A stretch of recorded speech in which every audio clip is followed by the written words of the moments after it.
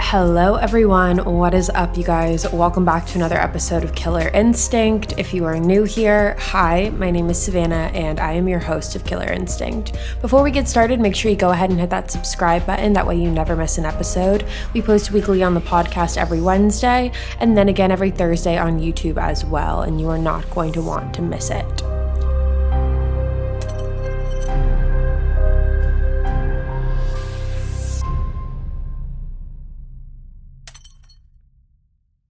Now, before we move on into today's crazy, wild, and unbelievable episode, I did want to say that today is a very exciting day because today is the day that the Killer Instinct merch officially drops. So if you are not familiar, I recently told you guys about 2 weeks ago that we were creating Killer Instinct merch and that it was going to be available on July 20th. Lo and behold, it is now July 20th. So we now have hoodies available, Killer Instinct hoodies. If you've been watching me on YouTube, you've been seeing me wear them. I wore the orange color, the bright green color, and now I am wearing the black color as well. And we also have several other colors. I believe there's a light blue, there's a pink, there's a gray. So there are different colors for you to choose from. And if you're watching me on YouTube, I will have the link to the merch in the description box below. And if you are listening to me on the podcast, you can just go to Killer Instinct Podcast, and I am going to be talking all about it over there today, and you will have the links over there to go and see the merch and possibly purchase it as well. I'm really excited about the merch. It is the first time that we have done Killer Instinct merch ever, and it is such a long time coming. You guys have been asking about it for a while. I love the hoodies. They are so comfortable. They are all that I have been wearing lately. I was just out getting dinner the other night, and someone complimented me on it, which was very, very cool, just because he didn't know it was the podcast. So it just confirmed to me that we did a good job in making them. Not that I had any fear or doubt beyond that, but it is just always nice to get that reassurance. So go check out the Killer Instinct Instagram. Again, it's just at Killer Instinct Podcast if you want to hear and see all of the merch and get the links for that, or you can just click on the link in the description box of this video.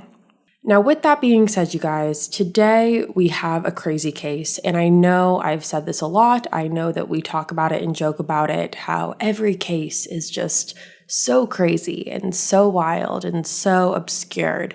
But this one, in my opinion, truly takes the cake. And there isn't as much information out there as I was hoping there would be on this case, so I apologize if today's episode is a little shorter. However, it is truly one that is going to leave you with your jaw on the floor. Before we get started on this video, I do want to say a trigger warning. In this case, we are going to be talking about suicide, so if that is a sensitive subject for you, I encourage you to click out of the video. Also, I will say that this episode is not for the weak of stomachs. It is definitely one of the more gruesome ones that we have talked about. So I just want to put that warning out there before we get started. Today we are talking about Kevin Davis. I was actually introduced to Kevin and this entire case through TikTok. I saw a clip of his interrogation, and just a 30-second clip got me entirely hooked, and I needed to know more. And once I did find out more, I couldn't believe that I hadn't heard this case before, and I knew that this is something that I wanted to talk to you guys about today. So with that being said, let's jump right on into it. So Kevin Davis was born on December 27th, 1995 to his mother, Kimberly Hill. He has an older sister named Desiree, and the three of them lived in the town of Corpus Christi, Texas. Now, Kevin and his mother, Kim, lived in an apartment at the Windrush apartment complex, while Desiree, who was about 6 years older than Kevin, lived not too far away from them in the same town, just in her own apartment. Now, Kim and Kevin lived in apartment 1707, and it was a 2-bedroom apartment, so Kevin had his own room and Kimberly had hers. Kimberly worked as a hospice caretaker, so she devoted her life to taking care of people and making sure that they were as comfortable as possible in their final days of life, which only makes this case that much more upsetting. Kim is described by her own children as the world's best mother. Both Kevin and Desiree have doted over the fact that their mother was so caring and attentive and did everything she possibly could for her children. Now, when it comes to Kevin's father, there really isn't that much information about him. I searched high and low to find as much as I could. What we do know is that Kevin's father did leave Kimberly shortly after Kevin was born. And after he left, Kevin had zero contact with his father. And his dad really left Kim on her own as a single mother without thinking twice or looking back. Now, people who have claimed to have gone to school with Kevin said that he was a pretty average guy. He did seem a little bizarre to some and seemed like an outcast to others. However, they never really thought too much of it. They just thought that it was that typical awkward phase that some people go through in middle school and high school. Now, Kevin did pretty mediocrely in school. He wasn't great by any means, but he wasn't failing all of his classes either.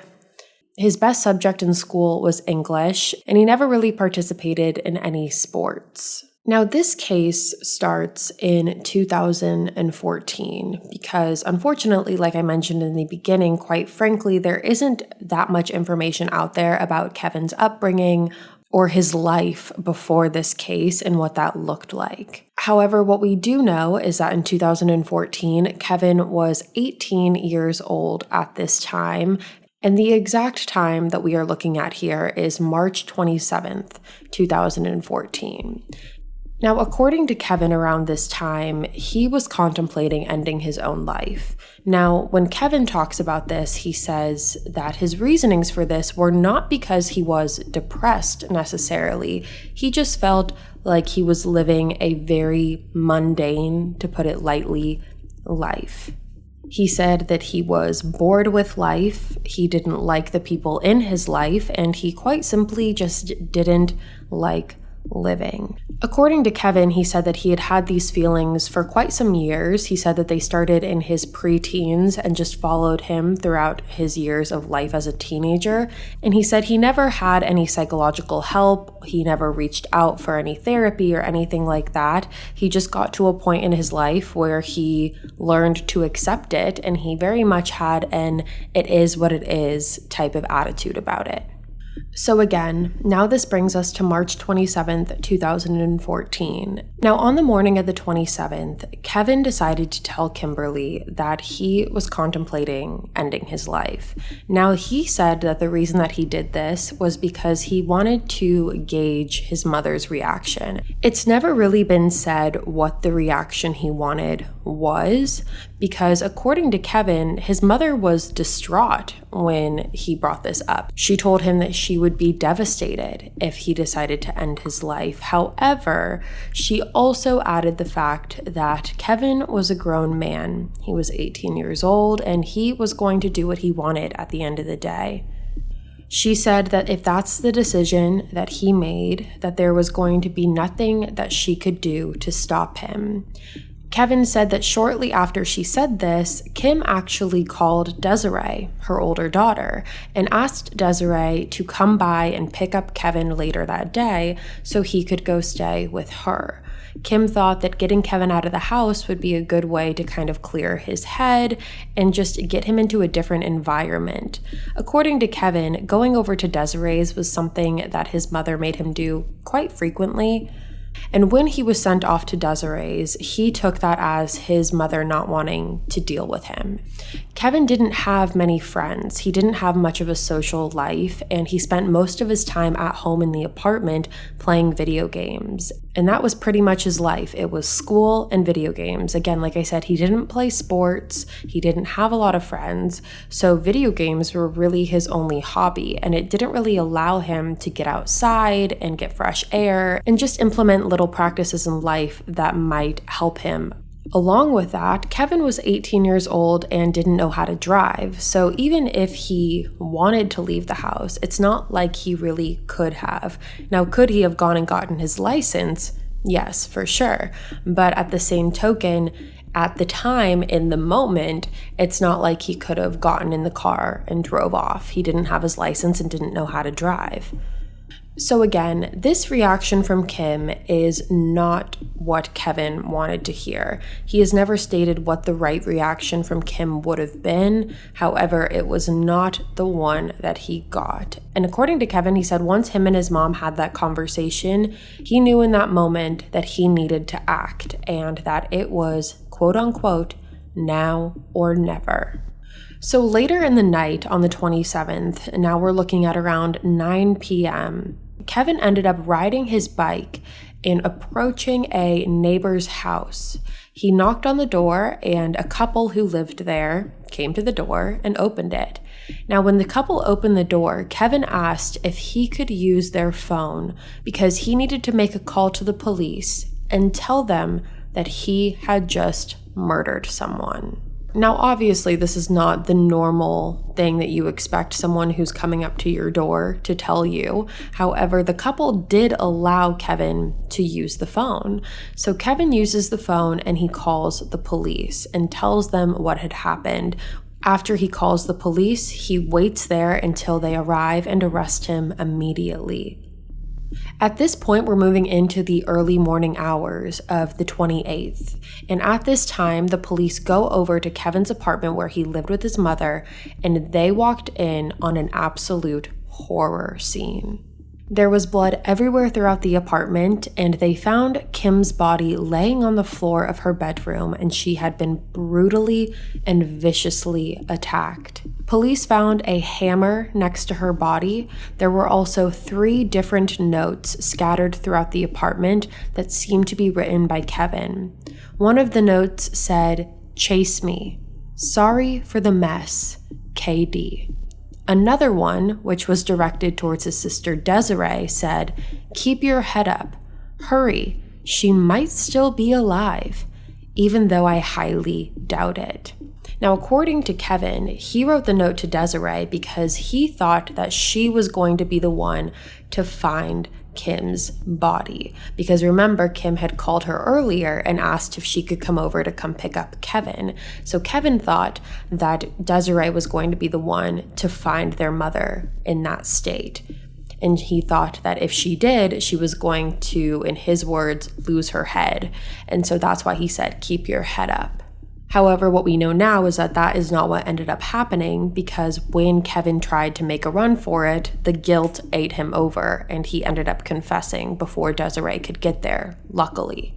Now, what's very twisted is that in regards to the notes, Kevin said that he was just kind of having fun with it. He said that he was in a very playful mood and he wanted to go on the run and see how far he could get, and that these notes were really just his sense of humor coming out.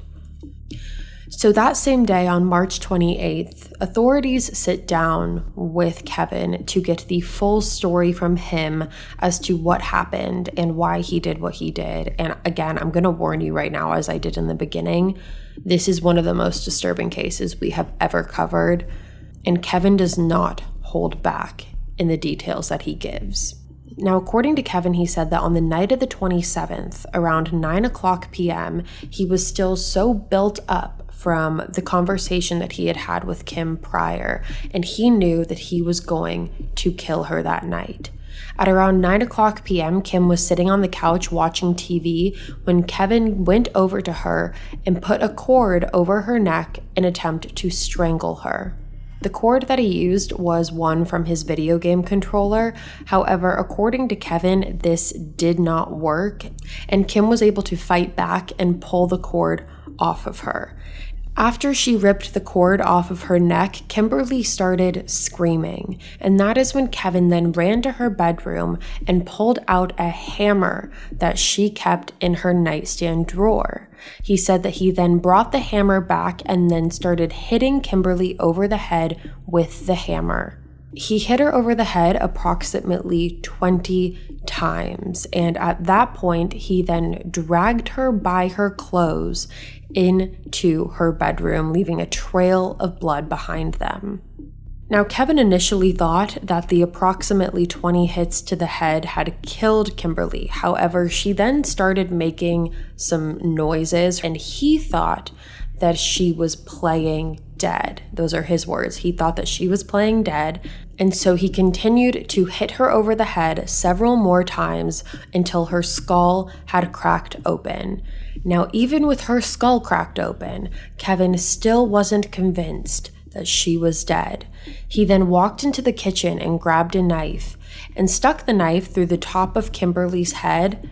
And at this point, you guys, her brain is exposed. So when he grabs this knife, he sticks it into the top of her head and mixes her brains around with the knife. Now, for whatever reason, he said the knife wasn't really working. It wasn't giving him the result that he wanted.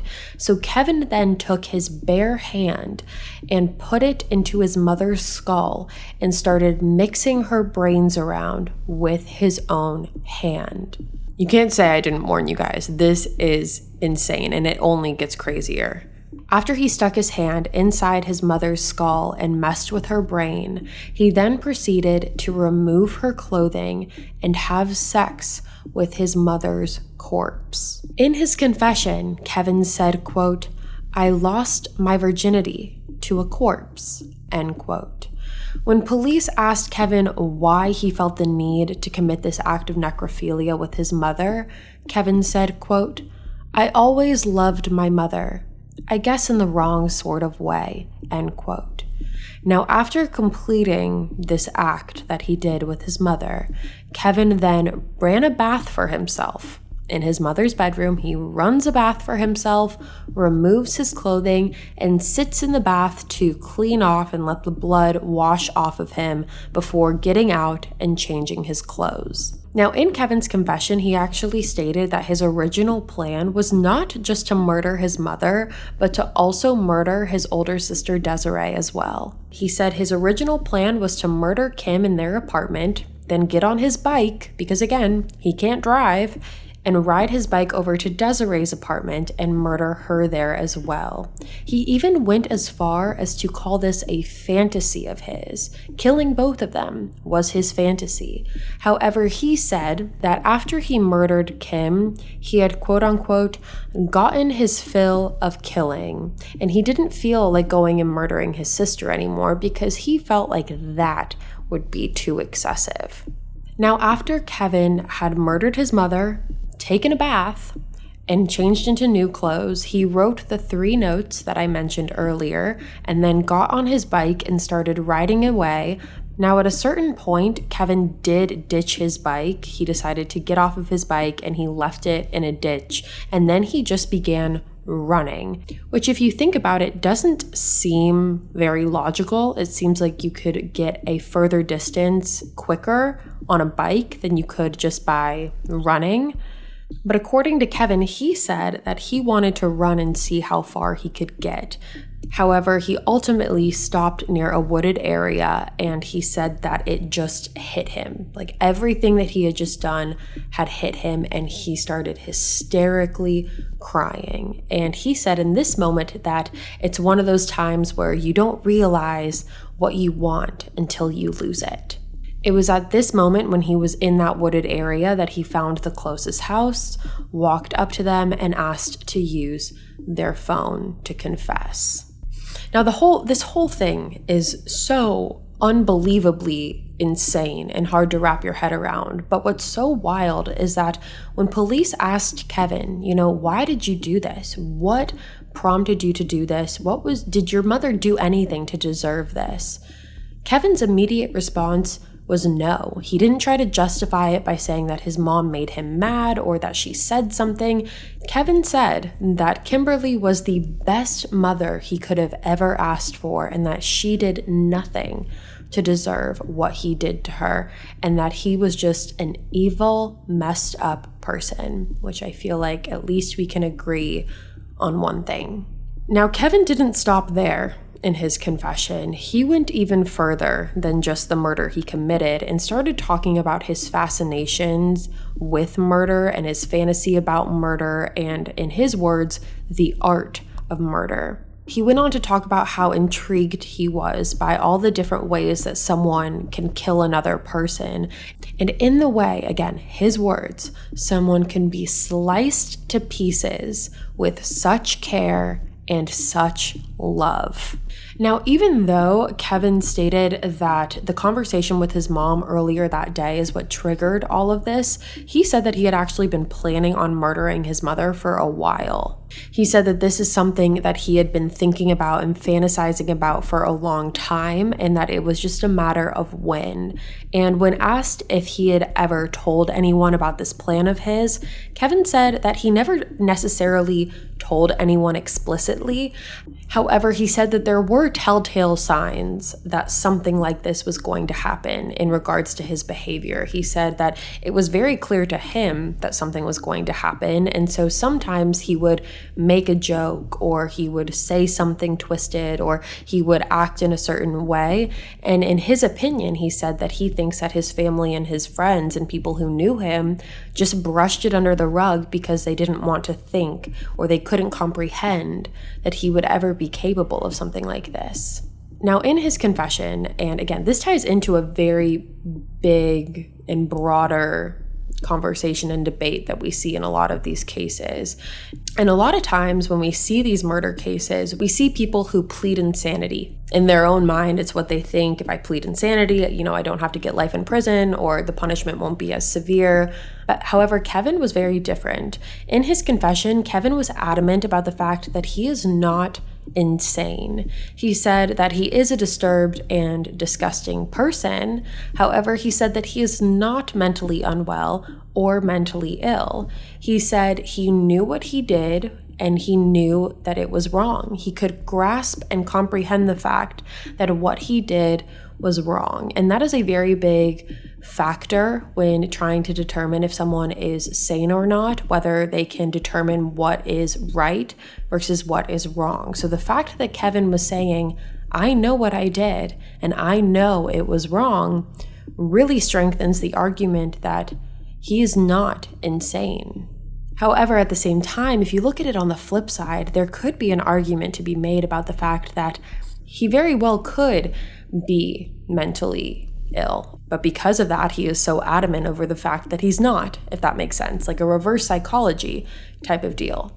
Now, along with that, in his confession, Kevin said that if he were ever released, he would, without hesitation, kill again.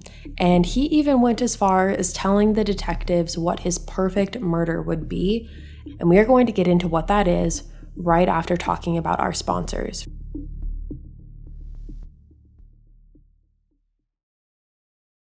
Now, I'm sure by now you guys have heard me talk about apartments.com, but if you haven't, apartments.com has helped millions of renters, and they could help you find your perfect place. And yes, trust me, I know, the perfect place is a tall order, but if you're looking for an apartment or even a condo, townhome, or a house, apartments.com has it all with the tools to help you find it. Use filters and saved searches to narrow down rental listings and find exactly the place for you. You can even set up alerts to get notified as places become available. So fashionistas, get your closet space or an in-unit washer-dryer. For the sun lover, find as much natural light as you can handle. And if you work from home like me, you can have an area for your own home office. An extra bathroom, a balcony, central heating and air, or a dishwasher in the kitchen. Whatever happens to be right for you, this is the place to find it. Apartments.com, the place to find a place. I think one thing we can all agree on is that no one wants to wait on a paycheck, especially when you've got bills due. But good thing there's Chime. Now you can get your paycheck up to 2 days earlier with direct deposit. That gives you 2 more whole days to save, pay bills, and generally just feel good about your financial situation. But Chime is more than just about getting paid early. It's also an award-winning mobile app, checking account, debit card, and even an optional savings account.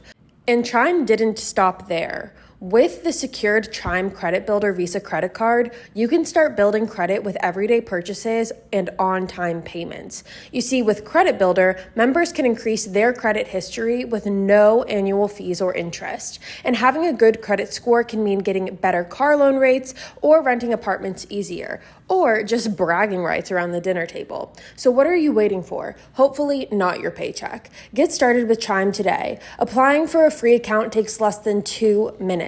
Get started at chime.com/killer. That's chime.com/killer. Banking services and a debit card provided by the Bancorp Bank or Stride Bank NA members FDIC. Early access to direct deposit funds depends on payer.